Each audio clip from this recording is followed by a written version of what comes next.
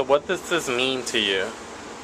Don't sweat my life means to me is exactly what it intends. Like, mind yours, I be me. I do what I want to do. It's like very much I live my life the way I want to live it, and I don't need nobody to tell me what I need to do. So why should you even bother what I'm doing, or be in my businesses, tell me what I want to do? So does that have any connotation to being in the life or anything like that? It does. I mean, people are always going to have the question about whether you're gay or not, or try to get into you, like when you're in the streets and stuff, like, or there'll be always somebody, like, for instance, like at work-wise, there'll be somebody questioning your sexuality, and I don't understand why people want to ask that type of question when they know, like, it has nothing to do with you or anything like that, like, you ain't getting nothing out of it. So, honestly, I think when people ask that question, I think they want to try to, like, open up to themselves, so they want to just find somebody else who they could tell their sexualities to. So. Do you find yourself like being open and about your sexuality? Yeah, I'm really open with my sexuality. My family knows, my sister knows, pretty much everybody knows. I mean, I'm not really not. I'm open to telling my sexuality to anybody, so I'm not like really scared or anything about it. So. So when you hear coming out stories from other young people and stuff like that, do you ever relate to what they're going through? Some occasionally, yeah, but I think youth, there's a lot of them that's coming out really like young, like 13, 14. When I came out, that's how old you were. I came out like 16.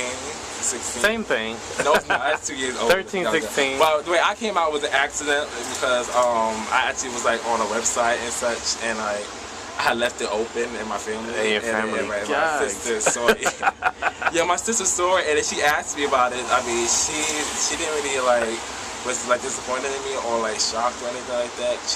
What site was that, by the way? Huh? What site? It was Crush Spot. It wasn't BGC. It was Crush Spot. I don't even know what that is. But I haven't got introduced to BGC until I was like 17, 18 years old. Did you have a chant for BGC? Oh yeah, I did. I don't even remember it. I had a chant or something about that. It was BGC and A4A. No, Miss Barbara Walters was on BGC. No, Barbara Walters was on BGC though. It was a gag. Was she? Yeah, she was on it. She was on like doing a survey about like MSN boys and like how. Oh really? I thought you just did that because maybe somebody. Also, that was like legit. Yeah, I was like, oh, Miss Barbara Walters on BGC gag. And she knows she gonna be on MTV. And they obviously had to a chant. So you being a young gay male and living the life here in New York City, how difficult or not difficult is it to be open and living your life the way you want to live it? Well, it depends on where you're at. Like in the city right now, like we are maybe like there's a lot of gay population here, so I feel more comfortable where I'm at. Whereas if I was to like go to like, for instance, if I was gonna go to Jamaica or something like that, where there's maybe like a lot of homophobic people there, so I think it depends on the location. Jamaica, Queens? Yeah. No, not Jamaica, Queens. Jamaica as in like Rasta, Kingston, Oh, you mean like Jamaica, the country? Yeah. Oh, okay. It depends on the neighborhood too. Like, are you of Jamaican descent? No, I'm Bayesian, Cherokee Indian, Egyptian, and Dominican. Oh my God, you're a mixture. Exotic. Exotic. So do you find yourself trying not to be gay in other neighborhoods or situations? Yeah, because I kind of catch myself when I like walk in a neighborhood that I'm not familiar with, and like I'll tend to switch up and get in my little reminisce look. So like, for example, if I see like a group of boys or whatever, like in a corner or something, like I'll make sure I won't like be so switchy or give me like I look so blending with like society and stuff like that. So I look like I'm walking wellness or whatever. So like. Did anybody ever like say to you, or like called you out or said like, hey homo or anything like that? I never had that situation happen, but only I had that situation happen is when I was like with other people and they see they're all loud and rowdy and they see like the boys and they're like, oh, the boy, the train, and like so you with a whole bunch of bush queens or gay people and the thugs or whoever, they're gonna second guess the second person next to you, so they're gonna think everybody around you is gay. So yeah, that's what happened. But other than that, if I'm by myself, whatever, it's not a situation where that happens. So you don't get spooked when you're alone? Okay. So in terms of like your sexual adventures, because I know you did a role model story for GMAC, so tell me a little bit about that. Have you learned anything from that experience? Yeah, after you did that campaign with us?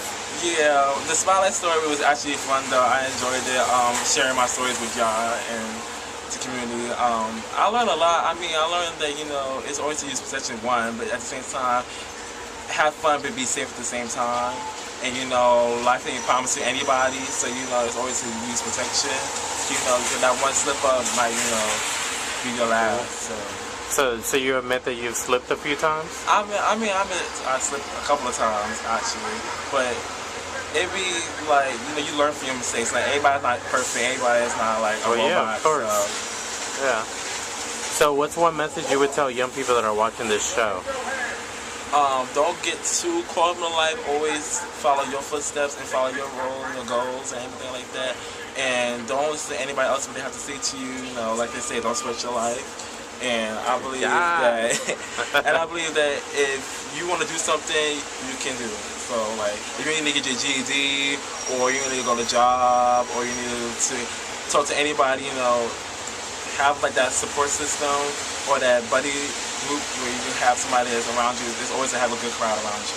So I always surround myself with like positive people, so I'm always like so jittery and so hyper and so loud. I know, I love it. And I never have an occasion with me being so like sad or anything like that, because I'll never show it. I always want to make people laugh around me, so I'm not that type of person. That's why my name is Tygier. That's how I came up with the name. Tygier.